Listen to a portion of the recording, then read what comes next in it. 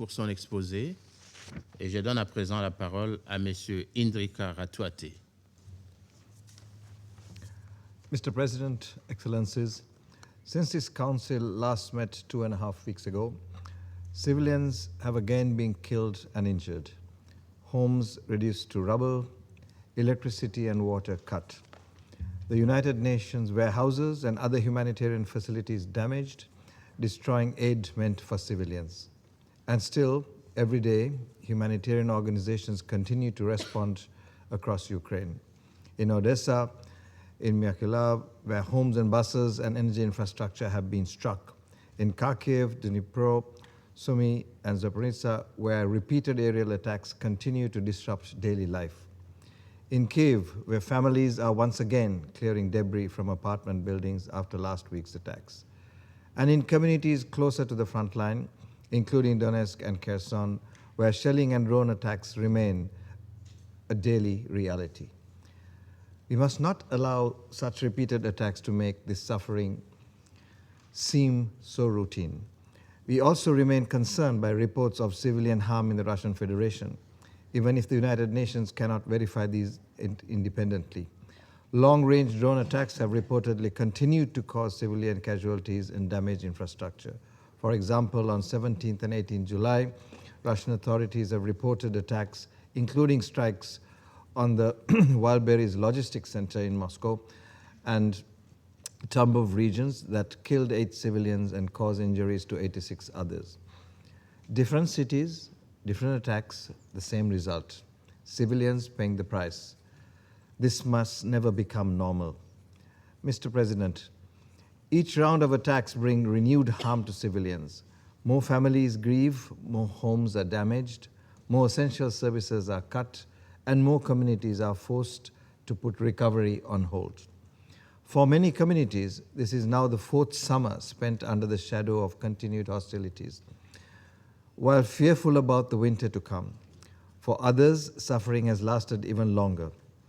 Mr. President, as tactics and scope of this conflict shift, so too must the way in which humanitarian organizations work. Every morning begins with the same question: how can we reach people safely? The question is becoming harder to answer. Aid supplies are moved, warehouses are relocated, convoy routes are reviewed. The work changes, but the purpose does not. Even as humanitarian organizations respond to today's emergencies, they are already preparing for winter. They are pre-positioning supplies, supporting repairs to homes and critical infrastructure. Last week, they launched the annual winter response plan because communities already battered by war cannot be left to face another winter without support. Mr. President, humanitarian actors remain determined to reach people in need despite this difficult and challenging environment. They continue to deliver food, emergency shelter, cash assistance, health care, and psychological support to millions of people. Local responders continue to reach communities under extraordinarily difficult conditions. Amidst these challenges, practical humanitarian arrangements can save lives. They can support safe and voluntary evacuation of civilians and allow life-saving aid to reach civilians in need. OCHA remains committed to pursuing such practical arrangements. Mr. President, 4.5 years since the escalation of hostilities, the dangers civilians face and the way humanitarian organizations work have changed. But the obligation of parties under international humanitarian law remain unchanged and unequivocal. Wherever the parties take their military operations, civilians, including humanitarians, must be protected. The infrastructure civilians depend on must be spared. Humanitarian relief must be allowed to reach civilians in need. The parties must honor the protective purpose of international humanitarian law. Mr. President, we will keep adapting because civilians need us to adapt. We will replace destroyed supplies. We will continue working alongside local responders and continue helping civilians.